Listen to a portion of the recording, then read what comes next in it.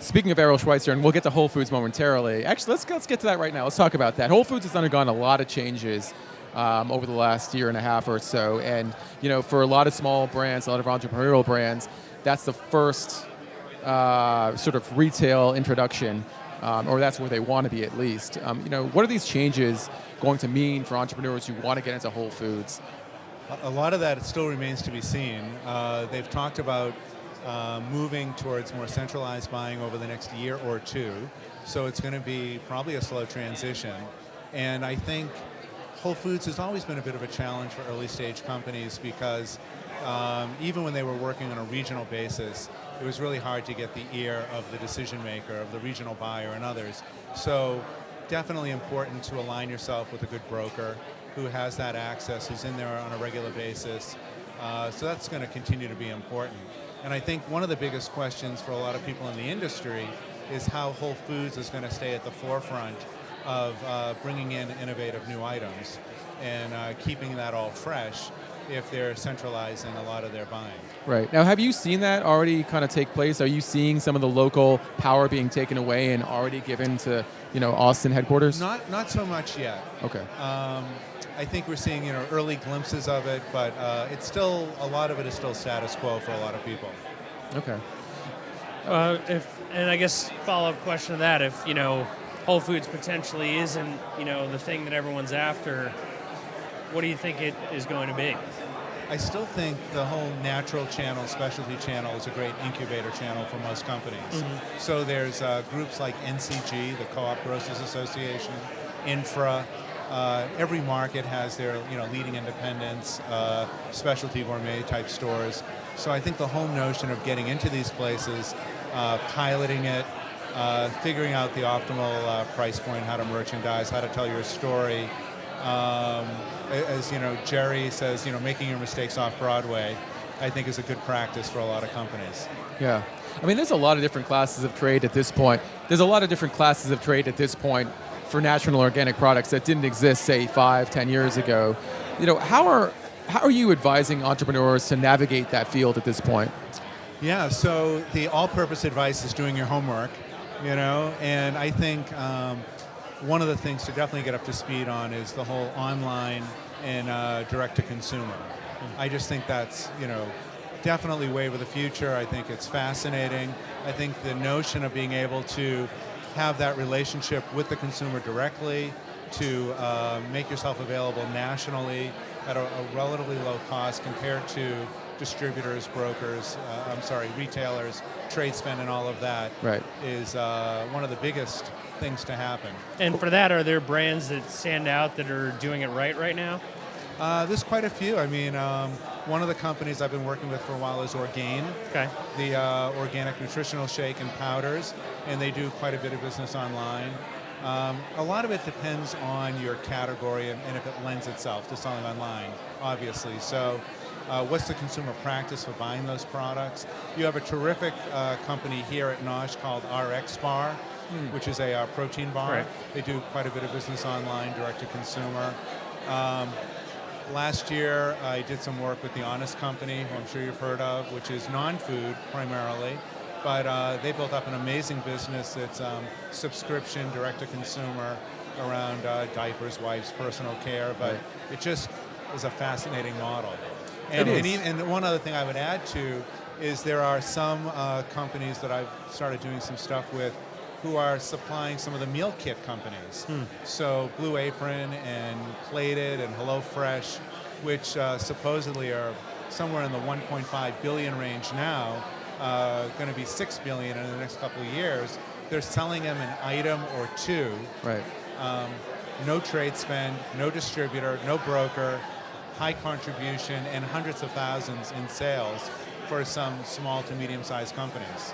So a good opportunity to be aware of. It sounds all well and good. It sounds really good. It sounds like a great plan. It sounds like a good way to sort of go, cut out the middleman. But what are the acquisition costs like for something like that? I mean, and you said, it probably varies by category, but is it really expensive to get those consumers? In terms of online? In terms of direct-to-consumer and online, yeah. So I have to admit, I have less experience doing the true direct-to-consumer, right? I mean, that's a whole expertise.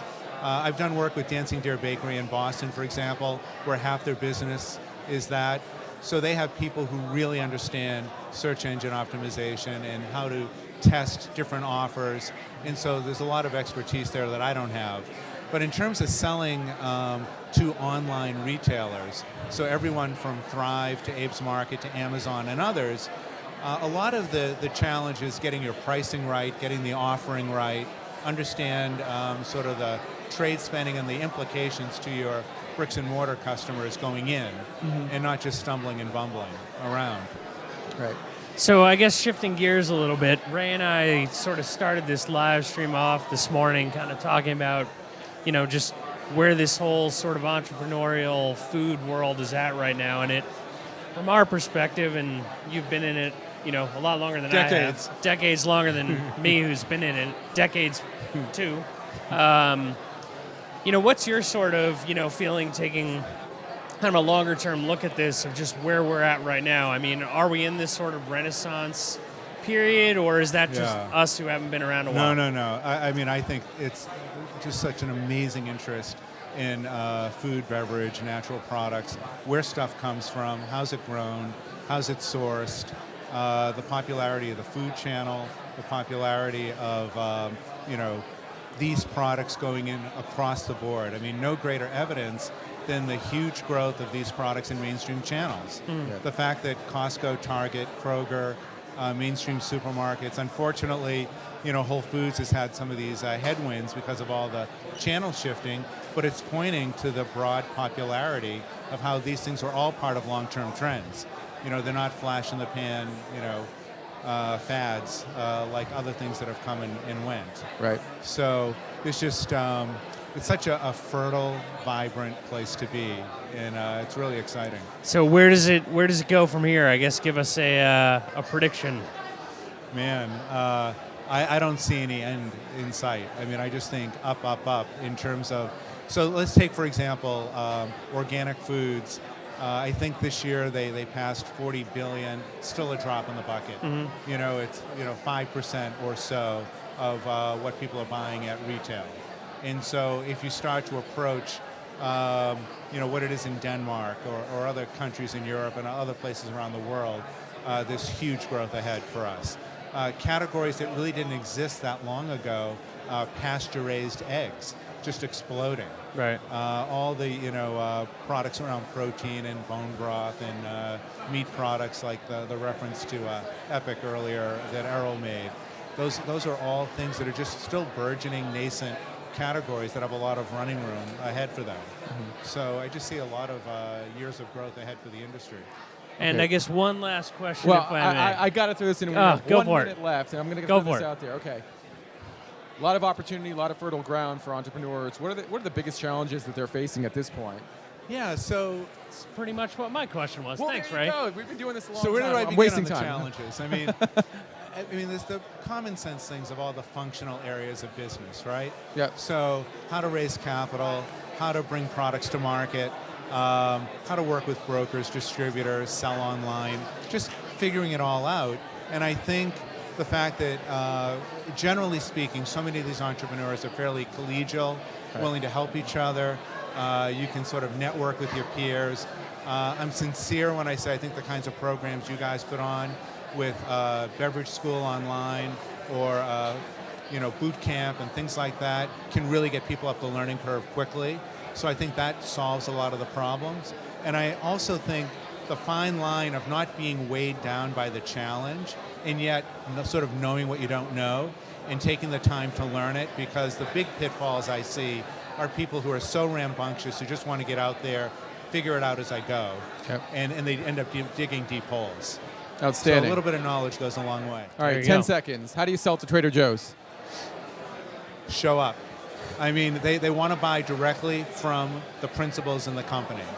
No brokers, no contract manufacturers. If you're making something, you figure out how to get to their headquarters, and literally you can send in samples, you can show up and drop them off, and they will try the product and give you feedback on it. Outstanding. Outstanding advice, and we squeezed every second out of this interview. Bob Burke, this was fantastic. Thanks so much for being with us Thanks, on the Bob. Live Stream Thanks for Lounge. having me. All right, enjoy Project